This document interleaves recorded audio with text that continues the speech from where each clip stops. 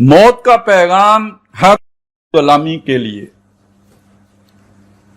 نہ کوئی فقفور و خاکاں نہ فقیر رہ نشی۔ دنیا میں سیاسی نظام جو شیطانی حکم کے تحت بنتے ہیں، قرآن مجید نے سورہ قصص میں اس کو بیان کیا۔ فرعون کا سیاسی نظام تھا، اس نے زمین والوں کو دو حصوں میں تقسیم کیا ہوا تھا۔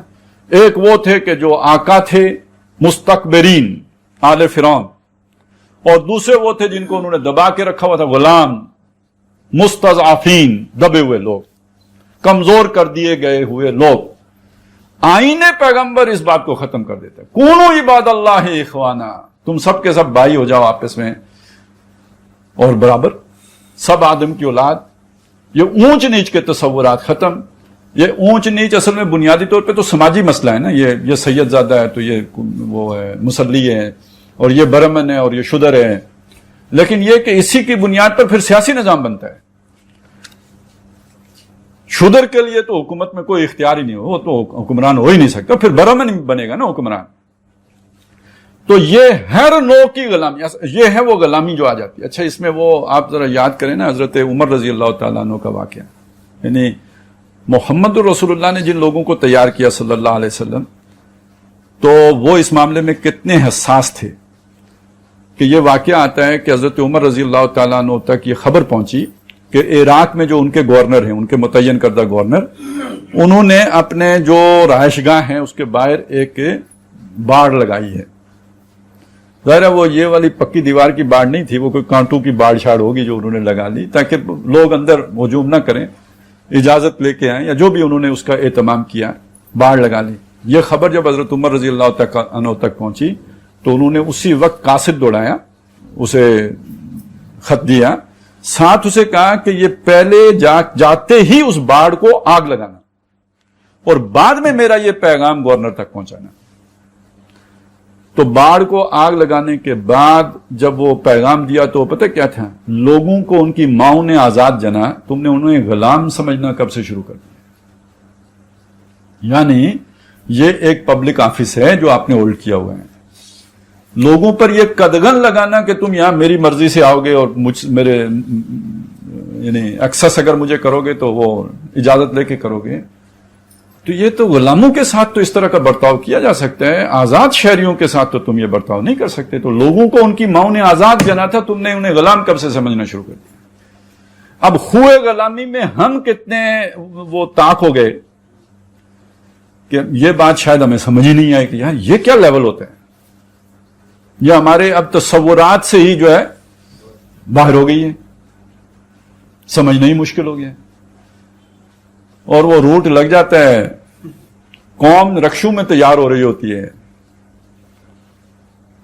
لیکن یہ کہ ہم سمجھتے ہیں یار یہ روٹین میٹر ہے، نو پرابلم، ایسا ہوتا ہے، اس کے بغیر نظام میں دنیا نہیں چل سکتا۔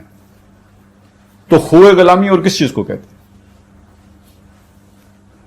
یہ تو خوگر غلامی والی بات ہے نا، کہ اس کا آدمی اتنا خوگر ہو جائے کہ یہ چیزیں، اس کی پھر ایکسٹریم کی مثال وہ دی جاتی ہے کہ جی وہ کسی کوئی گزرگاہ تھی ایک شہر سے دوسرے شہر جانے کی، کوئی پل تھا جہاں سے سب لوگوں کو گزرنا پڑتا تھا، تو اب بادشاہ لوگوں کو ٹیکس چاہیے تھا تو انہوں نے ہر گزرنے والے کے اوپر جو بھی 5-10 روپے ٹیکس لگا دیا۔ کچھ عرصے کے بعد وہ ٹیکس بڑھا دیا، 15 روپے لوگ دیتے رہے، 50 کر دیا، پھر جیسے آج کل موٹر وے چڑھی جا رہی ہے، کوئی نہیں بولتے۔ تو کوئی ایسا بادشاہ آیا جو اپنی قوم کی ذرا تھوڑی سی چاہتا تھا، بھئی یہ کیا ہو رہا ہے، ان کو کوئی پرواہ ہی نہیں، تو اس نے کہا یار ٹیکس سے نہیں کام بنتا، ان کو ذرا جوتیاں بھی مارو، 10 جوتیاں لگاؤ، ان کو لتر مارو انہیں۔ اب وہ مہینہ 1.5 مہینہ گزر گیا لتر کھاتے، لوگ آرام سے جا رہے ہیں نوکری پہ، جاب کر کے واپس آ رہے ہیں۔ اب اس نے ایک دن کچہری لگائی، کھلی کچہری، اور امید اس کی یہ تھی کہ لوگ کہیں گے یار تم کیا ظلم شروع کیا ہے تم نے، اور وہاں حضرات نے اس کے سامنے جو مطالبہ رکھا، ظاہر ہے اپنی سوچ سمجھ کے مطابق، انہوں نے کہا کہ حضرت یہ جو آپ نے فرمان جاری کیا ہے جوتیاں مارنے کا، تو ہو سکتا ہے وہاں کسی بابے نے یہ بھی کہا ہو کہ یہ بہت ہی اچھا حکم جو فرمان جاری ہوا ہے، یہ اس قوم کو ہمیشہ سے لتروں کی ضرورت ہے، آپ 50 مارتے نہیں ہیں، 75 مارنے چاہیے، لیکن ٹائم بہت ضائع ہوتا ہے، آپ مہربانی فرما کے اہلکار زیادہ متعین کر دیجئے تاکہ جلدی سے ویکسین لگا کے آگے نکلیں۔ تو حالت ہماری بھی کوئی ویسی ہی ہو گئی ہے.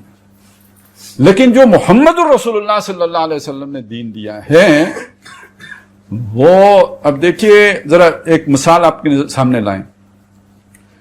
حضرت عمر رضی اللہ تعالیٰ عنہ کی کتنی اتھارٹیٹو وہ تھی، مطلب کمانڈ تھی یا جو بھی ان کا نظام تھا، اور کتنے بڑے علاقے کے اوپر ان کی حکمرانی ہے. لیکن اس کی جو مثال ہے نا، ایک مظلوم عورت بھی آ کے حضرت عمر سے سوال کر سکتی، ایک دیہاتی بندہ بھی آ کے کہہ سکتا ہے کہ یہ آپ کے کپڑے کیسے بن گئے ہیں. یہ مردان حر کا کام ہے.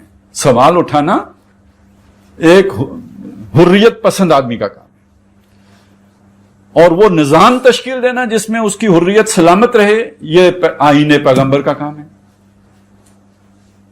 ایسی ہی قوم کسی سے پھر لڑتی ہے.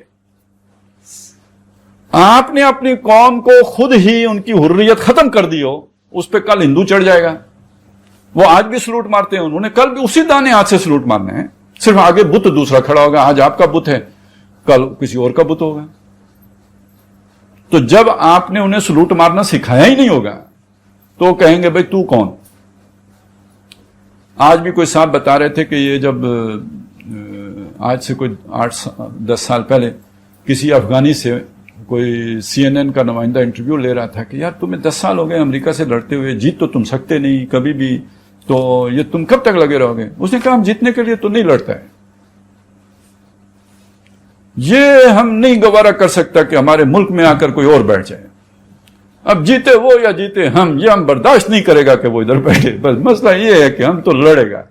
تو بھئی یہ کسی کے اندر یہ سوچ، مطلب اس کو آزادی ہوتی ہے، اس کی دماغی طور پر وہ سمجھتے ہیں اپنے آپ کو آزاد، تب اپنی آزادی کے لیے جان دینے کے لیے تیار ہوتے ہیں.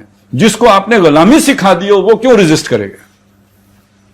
وہ تو کہے گا صاحب یہ جو پرانے حکمران تھے انہوں نے صرف پل کے اوپر 10 اہلکار تعینات کیے تھے جوتیاں مارنے والے، آپ برائے مہربانی آپ بہت رحم دل ہیں 20 کر دیجئے تاکہ ہم جلدی سے فارغ ہو کے دھوپ سے آگے جا سکیں. تو آئین پیغمبر جو ہے موت کا پیغام ہے ہر نوع غلامی کے لیے. اچھا یہ نوع غلامی کی اقسام تو معلوم ہوا یہ ایک ہی قسم نہیں ہے. سرمایہ دار کی بھی ایک قسم ہے، پھر آگے جاگیردار کی بھی ایک قسم ہے. جاگیردار اور مزارے وہ بھی ایک غلامی کی قسم ہے.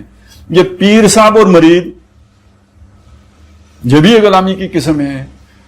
تو یہ ساری غلامیوں کی قسمیں جمع ہو کے تو پھر حکمرانی بنتی ہے نا.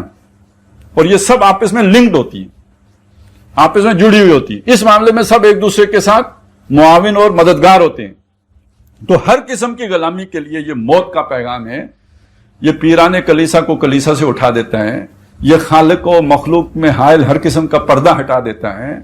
یہ جو ہے ہر ایک کو احتساب کے کٹہرے میں کھڑا کر دیتا ہے. تو موت کا پیغام ہر نوع غلامی کے لیے.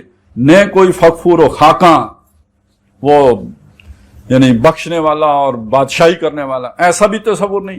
اور نہ فقیر و رہ نشیں، ایسا بھی نہیں کہ کوئی راہ پڑا ہو اور فقیر ہو، بلکہ یہ کہ وہ ساروں کو برابر کر دیتا ہے. ایک ہی آنکھ سے دیکھنے والا نظام.